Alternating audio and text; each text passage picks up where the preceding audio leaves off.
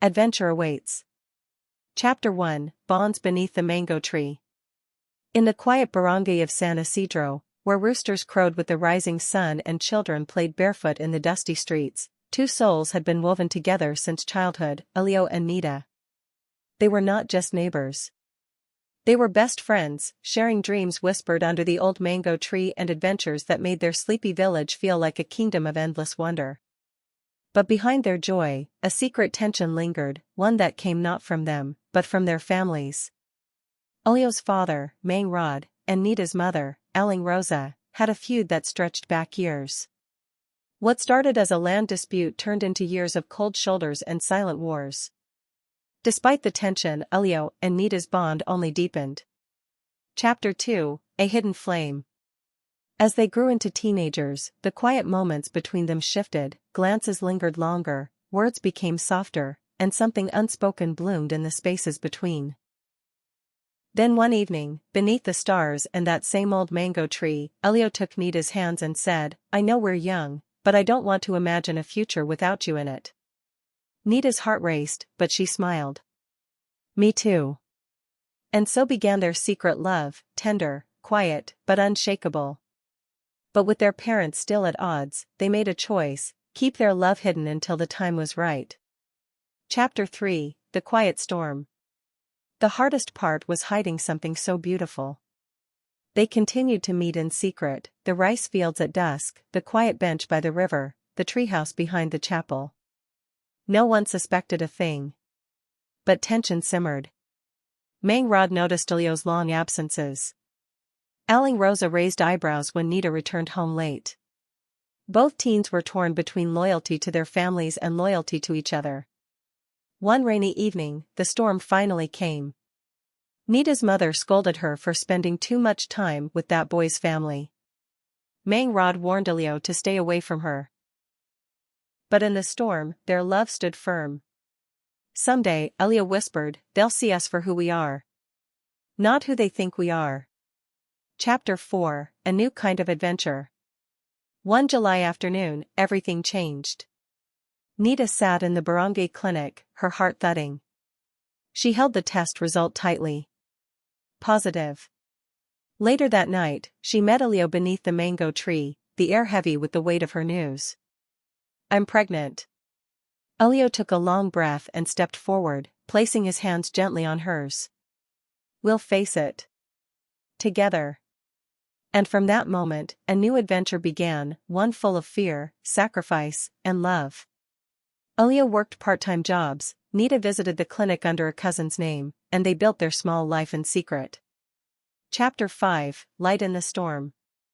When labor came early during a thunderstorm, Eliu rushed Nita to the rural hospital.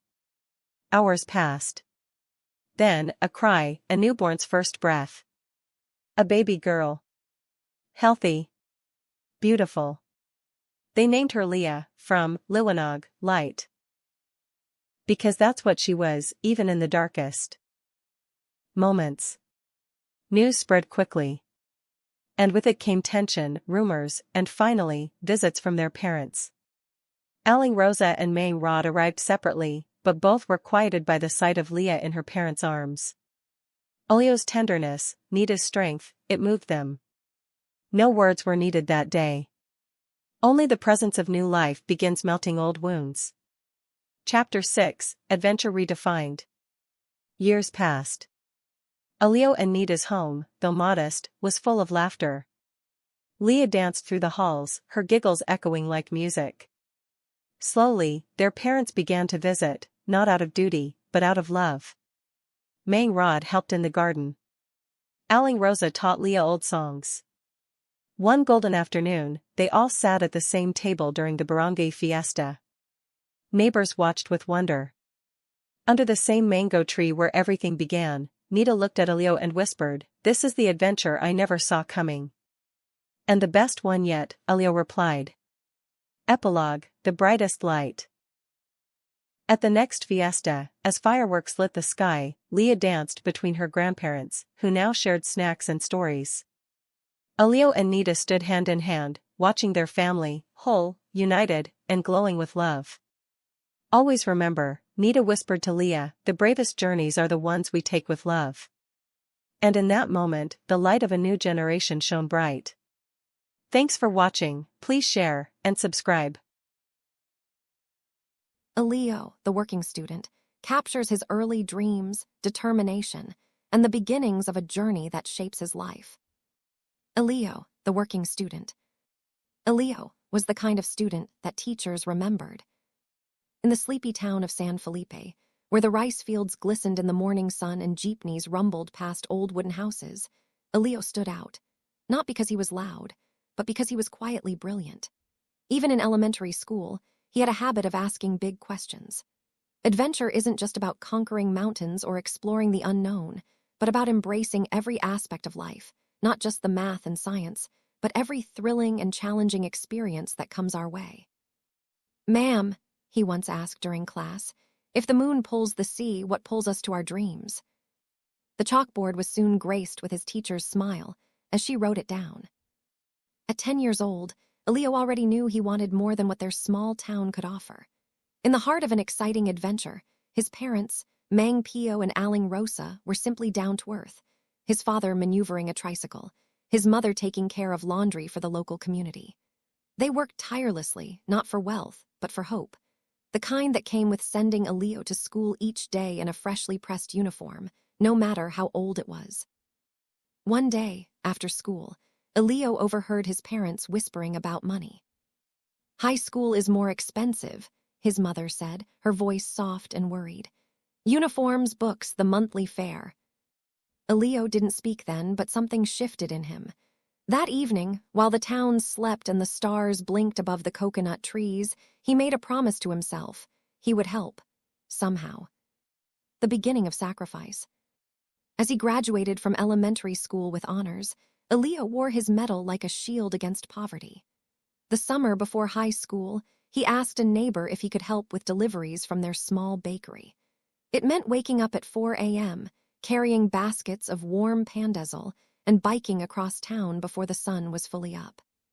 He earned 50 pesos a morning. It wasn't much, but it was his. Every coin he saved, he folded into a worn envelope tucked beneath his pillow. He didn't tell his parents right away. He didn't need praise, just purpose. By the time high school started, Eliu had enough saved for his first set of books and a second-hand bag. He still wore his old shoes, patched carefully by his father, but he wore them with pride. The balancing act. School wasn't easy anymore. His mornings belonged to work, his days to classes, and his nights to homework. There were times he nodded off during algebra, or missed out on school events because he had a side job cleaning the barangay hall. But he never complained. Eliu's teachers were quick to spot a curious pattern. Amidst his hectic schedule, he always managed to hand in his assignments punctually. He still ranked at the top of his class. During a parent-teacher conference, one teacher said, "Eliu has more discipline than most adults I know." He became a quiet role model, not the star athlete or the class president, but the student everyone respected. Dreams in the dark.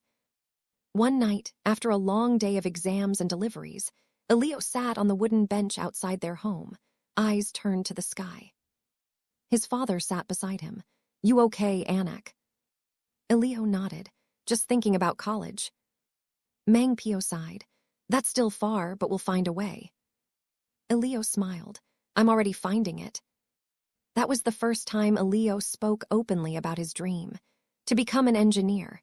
He wanted to build roads and bridges, not just the physical kind, but paths for people like him, from small towns with big hopes. A future on the horizon.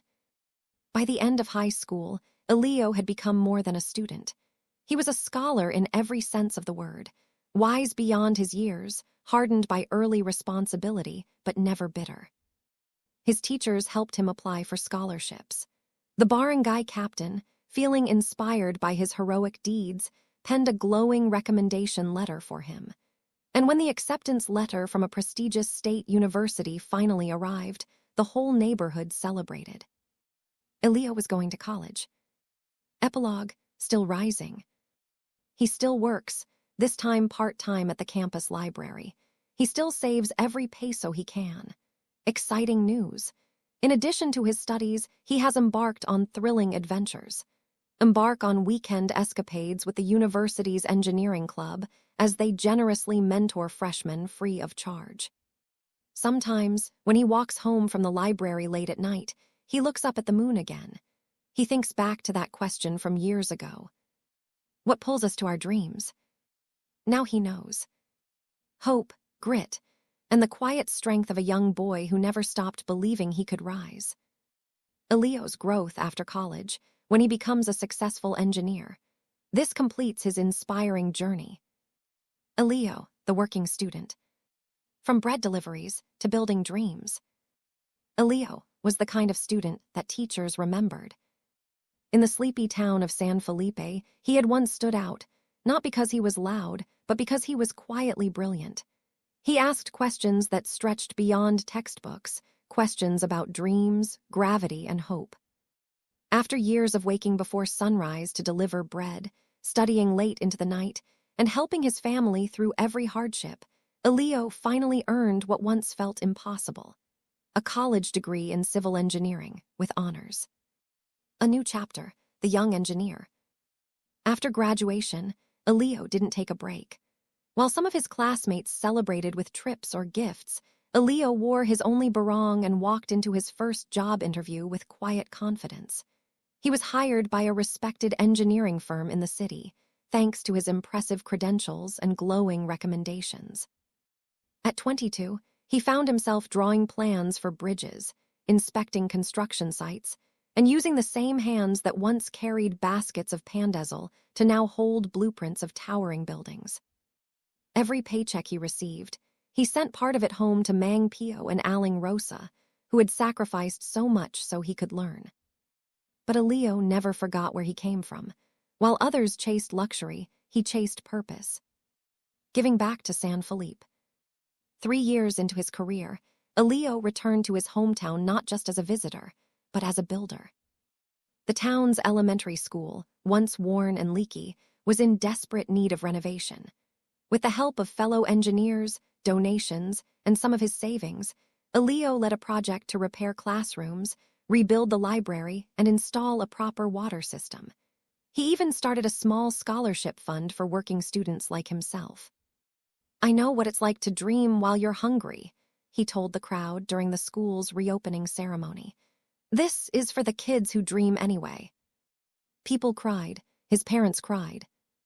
The little boy who once patched his shoes now wore a hard hat and boots, this time to build futures, not just his own. The engineer with a heart. Eliu's work was soon recognized nationwide. He was featured in a local documentary titled Engineer NG Bayan, where he spoke about perseverance, integrity, and service. He was invited to speak at universities and appeared on TV, though he always stayed humble. He eventually started his firm, focusing on sustainable, community-based infrastructure. His team built flood-resistant roads in rural areas, community centers, and low-cost housing for displaced families. Despite his success, Eliu never moved to a fancy subdivision or bought expensive cars. He lived modestly and visited San Felipe regularly, mentoring young scholars, donating books, and spending weekends with his aging parents. Epilogue: the full circle. One evening, Eliu sat again on that old wooden bench outside his childhood home, now repaired but still familiar. His niece, a bright-eyed girl with a notebook on her lap, asked, "Tito Eliu, what made you want to become an engineer?" He smiled and looked up at the moon. "Because I wanted to build bridges, Anak, not just the ones made of steel, but the ones that connect dreams to reality." She scribbled his answer down. That night, the stars over San Felipe shone a little brighter. Eliu, the boy who once asked what pulls us to our dreams, had become the answer.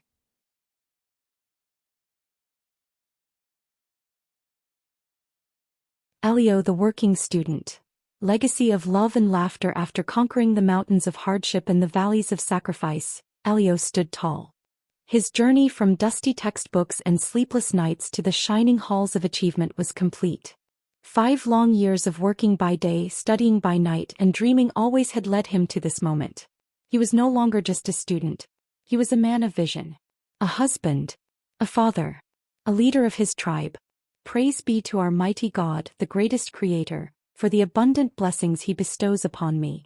Eliu often said with hands raised in thanksgiving, for he knew every chapter of his story was guided by divine grace. Chapter 1.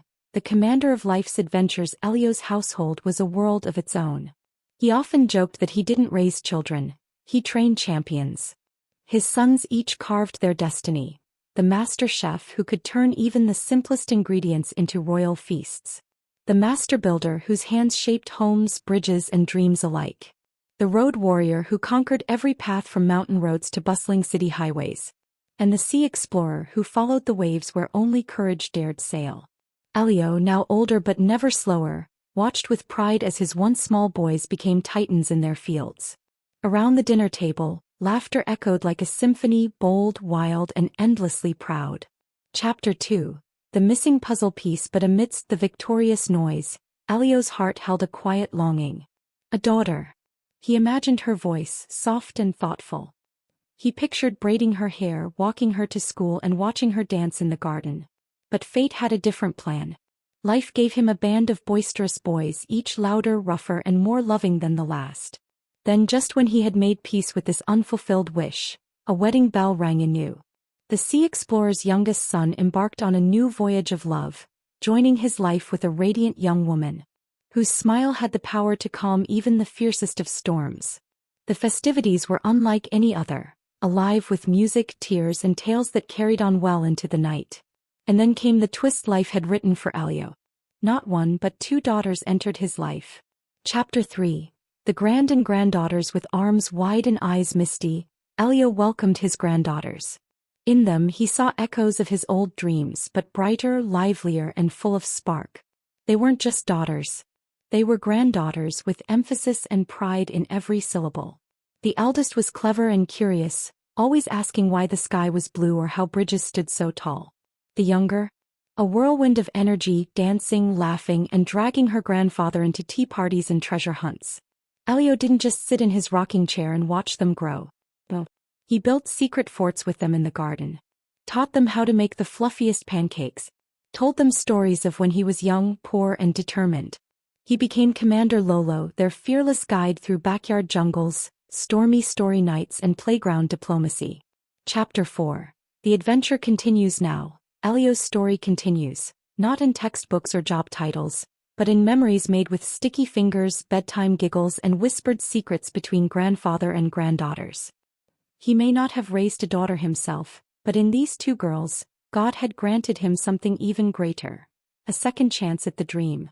With every sunrise, a new chapter unfolds. And Eliu, always the student, always the dreamer, knows that the greatest lessons are yet to come. Because life, after all, is the longest adventure. And Eliu, with his granddaughters by his side, is ready for every twist and turn. Praise be to our mighty God, the greatest creator, for the abundant blessings he bestows upon me. Thank you for watching. Please like, share, and subscribe.